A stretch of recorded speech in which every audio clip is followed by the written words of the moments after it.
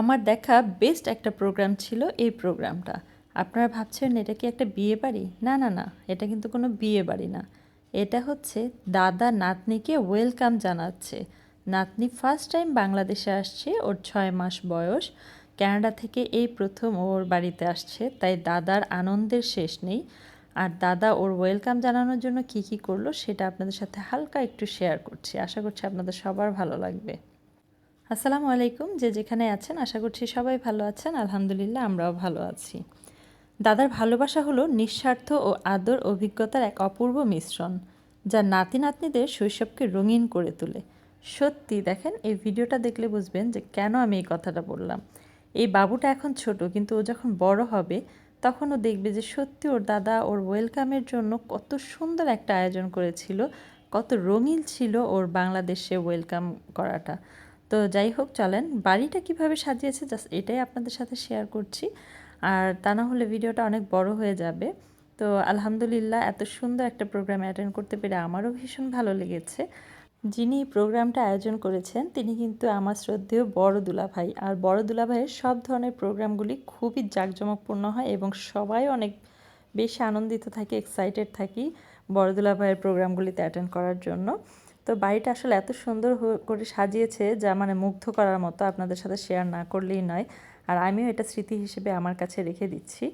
তো আলহামদুলিল্লাহ অনেক ভালো লেগেছে। আর আমি আপনাদেরকে দেখাচ্ছি যে আস্তে আস্তে বাড়ির ভিতরে ঢুকছি, দেখেন কত সুন্দর করে সাজিয়েছে। এরপর কিন্তু আবার কার্পেটিংও করেছে ওরা যখন এসেছে। আমি একটু আগেই চলে এসেছি, তাই আমি 2 দিন আগে গিয়েছি। আর বাড়িটা কিন্তু এখনও সাজানো আছে। তো আমি জানি না দুলাভাই কতদিন এই বাড়িটা এভাবে সাজিয়ে রাখবে।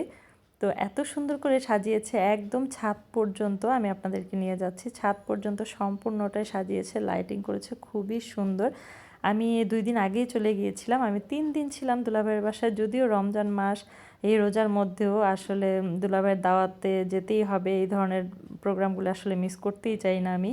তো আমরা 3 দিন ছিলাম। তো 3 দিন ধরেই ভিডিও করছি, 3 দিন ধরেই দেখছি, আনন্দ করছি। আর আসার পরে এখনও কিন্তু বাড়ি সাজানো আছে। তো যাই হোক, এখন আমি একদম ছাদে চলে এসেছি উপরে। এখান থেকেও দেখবেন যে কী যে অসম্ভব সুন্দর হয়েছিল বাড়ি সাজানোটা। আসলে কি বলবো, বলার মতো না। আপনারা শুধু দেখুন আর বলবেন কেমন হয়েছে। তো নাতনি আসছে কানাডা থেকে, এই জন্য তার দাদার কত আয়োজন, সে যে কি খুশি, দাদা দাদির খুশির শেষ নাই। সাথে ফুপিরাও কিন্তু অনেক বেশি এক্সাইটেড। আর আমরা তো ছিলামই, যেহেতু আমার ভাগ্নে আসছে, ভাগ্নি তার মেয়েকে নিয়ে প্রথম বাংলাদেশে আসছে। আমরা ওদেরকে ফার্স্ট টাইম একদম সামনে থেকে দেখব। তো আমরা সবাই অনেক এক্সাইটেড ছিলাম। আর ওই দিন কিন্তু আর হালকা আকাশে মেঘও চমকাচ্ছিল, রাতে একটু শিলাবৃষ্টির মতো হয়েছে। আসলে খুবই সুন্দর একটা পরিবেশে ছিল আর এত সুন্দর করে সাজিয়েছিল যেটা আসলে বলার মতো না। তো একটা জিনিস আমি খুব ফিল করলাম যে আসলে দাদা দেখেন কেমন দাদা।